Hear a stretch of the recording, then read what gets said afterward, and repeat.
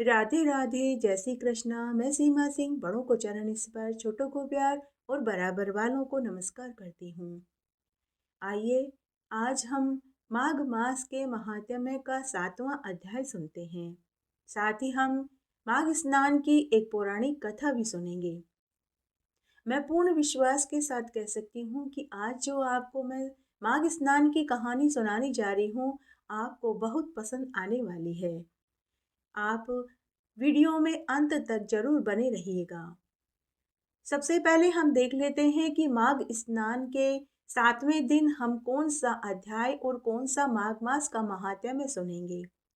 इस अध्याय में हम वैश्यपुत्र विकुंडल और देवदूत का संवाद सुनेंगे। साथ ही हम 7वें दिन के माघ स्नान की कहानी सुनेंगे और अंत में तुलसी महारानी जी की आरती सुनेंगे। आइए सबसे पहले हम माघ मास का 7वां अध्याय सुनते हैं। दत्तात्रेय जी आगे बोले कि चित्रगुप्त जी द्वारा कुंडल और विकुंडल के कर्मों का लेखा जोखा देने के बाद यमराज ने अपने दूतों को आज्ञा दी कि इन दोनों में से एक को घोर नरक में ले जाओ, जहां उसको कठिन वेदना भोगनी पड़ेगी, और दूसरे को स्वर्ग में ले जाओ, जहां वह उत्तम भोगों को भोगेगा। तब यमराज की आज्ञा पाकर दूतों ने ऐसा ही किया।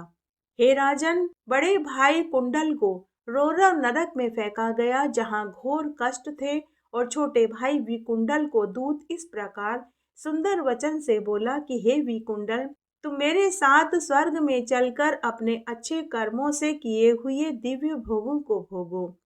यह सुनकर विकुंडल हृदय में आश्चर्यचकित होकर विचार करने लगा कि किस कारणवश मुझे यह फल मिला है। विकुंडल दूत से पूछने लगा कि हे दूत, मैं तुमसे संदेहवश पूछता हूँ, तो तुम मुझसे कहो। हम दोनों भाइयों ने एक ही कुल में जन्म लिया और बराबर समान ही हमने कार्य किए। हमारी मृत्यु भी बराबर एक ही दिन एक ही समान हुई, तथा यमराज के दर्शन भी हम दोनों भाइयों ने एक साथ ही किए। तब किस कारणवश मेरे बड़े भाई कुंडल को नरक में फेंका गया और मुझे स्वर्ग का सुख मिल रहा है।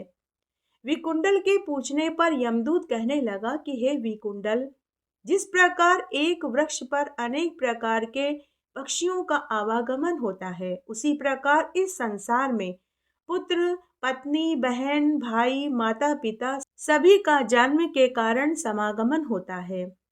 हे वेश्य पुत्र विकुंडल, मैं प्रेम पूर्वक तुमसे सच कहता हूँ, मनुष्य का जन्म तो सिर्फ कर्मफल भोगने के लिए ही होता है।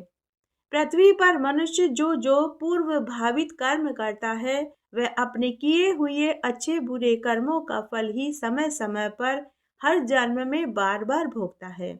जो मनुष्य पृथ्वी पर जैसा कर्म करता है, मरने के बाद उसे यहाँ यमलोक में वैसा ही फल भोगना पड़ता है। हे विकुंडल, यह पूर्व जन्मों के कर्म फलों का ही योग होता है। कभी भी कोई भी मनुष्य दूसरे किसी के किए हुए कर्म फल को नहीं भोगता। पूर्व जन्म के कर्म फल के कारण ही तुम्हारा भाई अत्यंत पापों से ग्रसित होकर घोर नरक में गया है, और पूर्व जन्म के अच्छे कर्मों के कारण ही तुम धर्मात्मा सदैव स्वर्ग का सुख प्राप्त करोगे। एक ही कर्म करता अपने किए हुए शुभाशुभ कर्म को बार बार भोगता है, कोई किसी के कर्म को प्राप्त नहीं होता। दूत की बात सुनकर विकुंडल ने कहा कि मैंने भी इस जन्म में अनेक पाप किए हैं, पुण्य तो मैंने किए ही नहीं। हे देवदूत, मैं अपने पुण्यों को नहीं जानता, यदि तुम जानते हो तो कृपा करके मुझसे कहो। तब देवदूत बोला कि हे वेश्यपुत्र विकुंडल, सुनो, जो पुण्य तुमने किए हैं, मैं उन सभी को भली प्रकार से जानता हूँ, लेकिन तुम नहीं जानते। हरमित्र का पुत्र सुमित्र वेद पाठी ब्राह्मण था। यमुना जी के दक्षिण तट पर उसका आश्रम था। हे वेश्य पुत्र, उसकी तुमसे गहरी मित्रता हो गई थी। उसके सत्संग के प्रभाव से तुमने 2 माघ मास में सब पापों को दूर करने वाली शुभ निर्मल यमुना जी के जल में स्नान किया था, जिससे हे वेश्य श्रेष्ठ, एक बार के स्नान करने से तुम्हारे सब पाप धुल गए और दूसरी बार का स्नान करने से तुम्हें स्वर्ग का सुख प्राप्त हो रहा है। तुम इस पुण्य के प्रभाव से स्वर्ग में चिरकाल तक आनंद सुख भोगोगे और तुम्हारा यह भाई कुंडल नरक में यम द्वारा दी गई यातनाओं को भोगेगा। 80 पत्थरों से काटा जाएगा, मुकद्दरों से मारा जाएगा, पत्थरों की मार से अंग चूर्ण करके अंगारों से भुना जाएगा। तब दत्तात्रेय जी आगे बोले कि इस तरह दूत की बात सुनकर विकुंडल अपने भाई के दुख से अत्यंत ही दुखी हुआ। उसका शरीर पुलकायमान हो गया।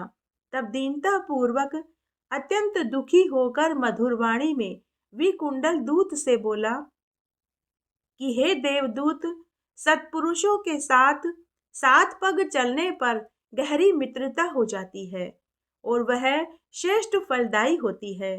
अतः मैं तुम्हारे साथ इतनी देर तक कदम से कदम मिलाकर इस यमलोक में चल रहा हूँ। इस नाते हम दोनों में भी मित्रता का भाव उत्पन्न हो गया है। इसी मित्रता के भाव का विचार करके तुम मुझ पर एक कृपा कर सकते हो तो करो। हे सर्वज्ञ देवदूत, मैं तुमसे सब सुनना चाहता हूँ, तो कृपा करके कहो कि किस कर्म से मनुष्य यमलोक को नहीं देखता, अर्थात बुरी गति को प्राप्त नहीं होता, और कौन से बुरे कर्म करने की मनुष्य को मरने के बाद किस नरक में गिराया जाता है, उसे कौन से दुख भोगने पड़ते हैं।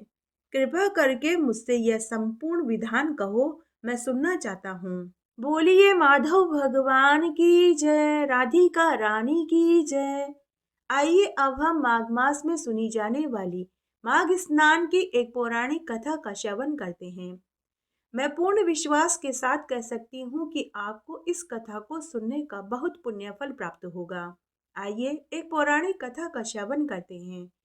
एक बार एक गांव में 4 मित्र थे। एक बढ़ई, एक दर्जी, एक सुनार और एक ब्राह्मण। चारों का विवाह नहीं हुआ था। चारों ही बड़े परिश्रमी थे। चिंता थी कि कैसे कमाएं, क्या कमाई करें। एक दिन चारों मित्रों ने परदेश जाकर धन कमाने की सोची। तो वे दूसरे ही दिन सुबह सुबह चारों मित्र अपना अपना सामान लेकर घर से निकल पड़े। चलते चलते वे घने जंगल में पहुंच गए। तभी उन्हें भूख प्यास सताने लगी। तब वे वहीं पेड़ के नीचे बैठ कर के भोजन करके विश्राम करने लगे। उसके बाद फिर वे वहां से आगे चल दिए। आगे जाने पर उन्हें एक नदी दिखाई दी, जहां बहुत से लोग स्नान कर रहे थे। तब उन चारों मित्रों ने पूछा कि आप सब यहाँ एकत्र होकर क्यों स्नान कर रहे हैं। तब लोगों ने कहा कि माघ का पवित्र महीना चल रहा है, हम सब माघ स्नान कर रहे हैं, क्योंकि इस नदी में कहते हैं कि गंगा नदी का पानी आता है। इसलिए सभी लोग माघ स्नान कर रहे थे। तब उन चारों मित्रों ने भी माघ स्नान करने का निश्चय किया। चारों ने भी जाकर वहां नदी में स्नान किया। स्नान करने के बाद रात्रि उन्होंने वहीं बिताई। सुबह उठकर चारों मित्र अलग अलग दिशाओं में कमाने के हिसाब से चले गए और चारों ने निश्चय किया कि 1 महीने बाद वापस यहीं आकर यहीं मिलेंगे। तब सभी चारों मित्र अलग अलग दिशाओं में चल दिए। सबसे पहले बढ़ई को एक गांव में कुर्सी, मेज और लकड़ी की खाट बनाने का काम मिल गया। दर्जी को कपड़े सिलाई का काम मिल गया तो सुनार को एक सोने चांदी के दुकान में जेवर घड़ने का काम मिल गया। उसके बाद ब्राह्मण मित्र को भी माघ मास में यज्ञ हवन पूजा पाठ करने का काम मिल गया। चारों मित्र अपने अपने काम में लग गए। 1 महीने तक सबने अपना अपना काम पूरी ईमानदारी से किया और उन्होंने बहुत सा धन कमा लिया। तय समय पर चारों मित्र उसी स्थान पर आकर के मिले। सबने आपस में एक दूसरे के बारे में पूछा तो सबने कहा कि 1 महीने में ही बहुत अच्छी कमाई हो गई। तो ब्राह्मण ने कहा कि माघ का महीना चल रहा था, हमने यहाँ पवित्र नदी में माघ स्नान किया, हमें उसी का फल मिला है।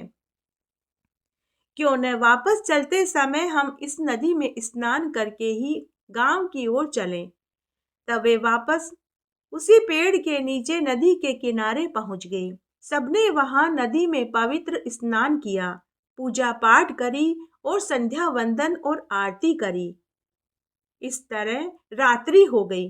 तब उन्होंने रात्रि में जाना ठीक नहीं समझा, क्योंकि बीच में घना वन पड़ता था।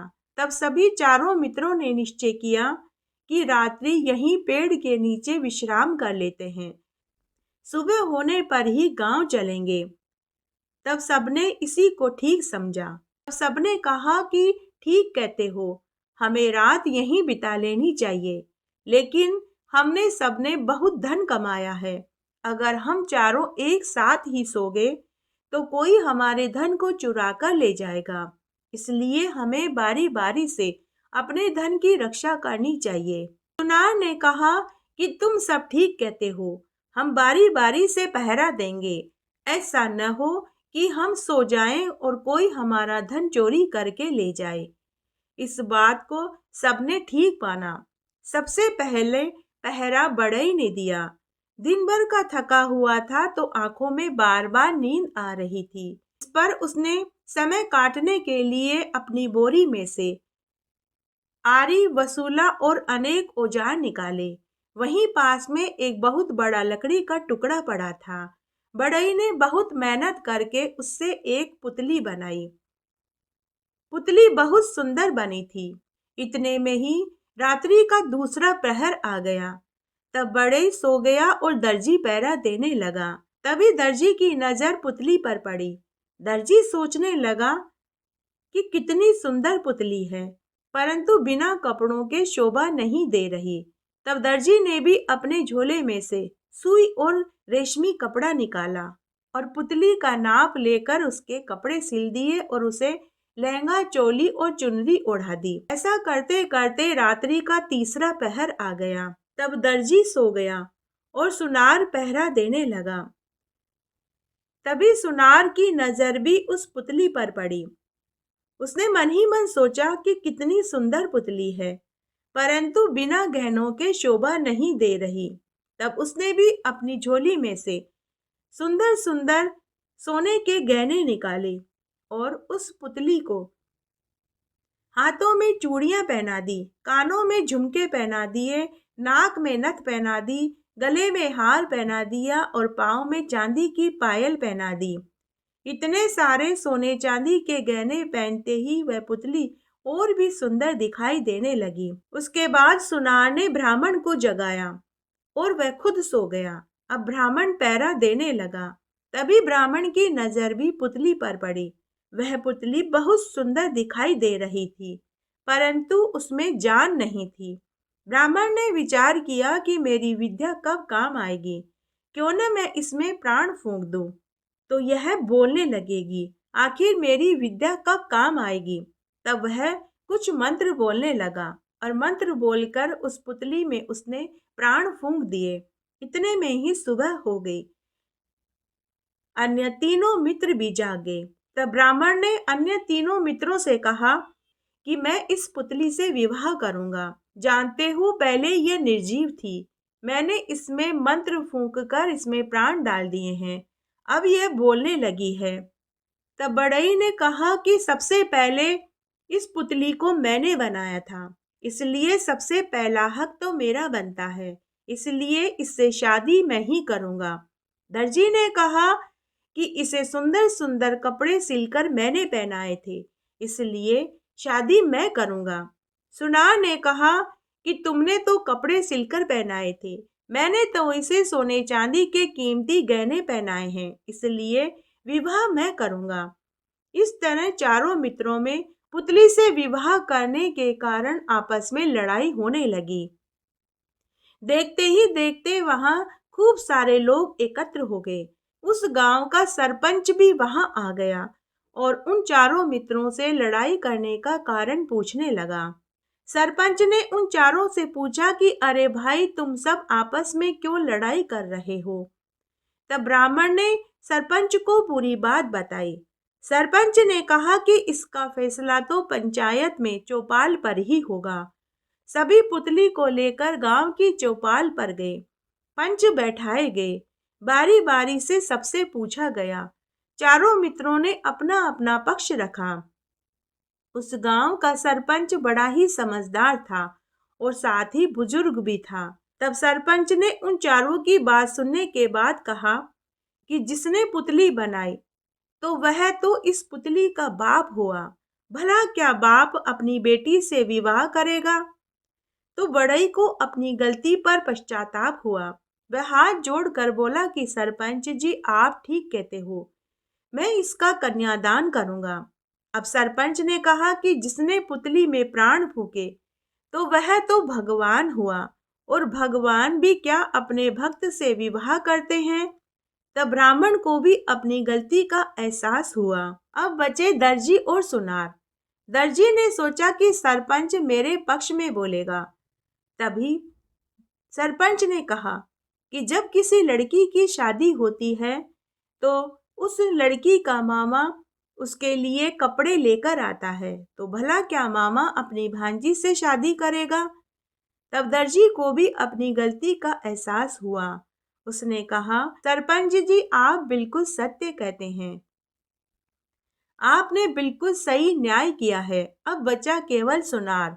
तब सरपंच ने कहा कि जब किसी लड़की की शादी होती है तो दूल्हा उसके लिए गहने लेकर आता है। इस पर सुनार ने पुतली को गहने पहनाए हैं तो शादी करने का हक तो सुनार का ही बनता है। सभी को सरपंच की बात में दम नजर आया। सबने खुशी खुशी उस बात को मान लिया। अब सुनार और पुतली का विवाह हो गया। तब ब्राह्मण मित्र ने मंत्र पढ़े, बढ़ई ने कन्यादान लिया और दर्जी ने मामा बनकर आशीर्वाद दिया। उसके बाद चारों मित्र दुल्हन को लेकर अपने अपने गांव लौट आए। उन सबको अपने अपने हिस्से का माघ मास के स्नान का फल मिला। इस तरह आज मैंने आपको माघ मास के स्नान की एक पौराणिक कथा सुनाई। अगर आपको यह कहानी अच्छी लगे तो कमेंट बॉक्स में जय हो विष्णु भगवान की जरूर लिखिएगा। धन्यवाद। आइए अब हम तुलसी महारानी जी की आरती सुनते हैं। तुलसी महारानी नमो नमो, हर की पटरानी नमो नमो। कौन से महीने में बोई रानी तुलसा, तो कौन से महीने में हुई हरियाली। आषाढ़ के महीने में बोई रानी तुलसा, तो सावन के मास में हुई हरियाली। कौन से महीने में हुई तेरी पूजा, तो कौन से महीने में हुई पटरानी। कार्तिक के महीने में हुई तेरी पूजा, तो मंगसर मास में हुई पटरानी। धूप दीप नैवेद्य आरती, तो पुष्पन की बरसा बरसानी। 56 भोग 3600 व्यंजन, मैया बिन तुलसा एक न मानी। जो कोई तुलसा को सवेरे गाए, श्री कृष्ण भगवान के दर्शन पाए। जो कोई तुलसा को दोपहरा गाए, खीर खांड का भोग पाए। जो कोई तुलसा को सांझ को गाए, श्री कृष्ण जी की आरती उतारे। जो कोई तुलसा को आधी रात को गाए, श्री कृष्ण जी के चरण दबाए। तुलसी महारानी नमो नमो, हर की पटरानी नमो नमो। इस तरह आज हमने माघ मास का 7वां अध्याय और 7वें दिन की पुण्यफल देने वाली कथा और तुलसी महारानी जी की आरती सुनी। आशा करती हूँ आपको इस महात्म्य को सुनने का संपूर्ण फल प्राप्त होगा। मेरे साथ बने रहने के लिए आपका धन्यवाद। आगे आने वाली कथा कहानी के लिए भी आप इसी तरह मेरे साथ बने रहें। धन्यवाद।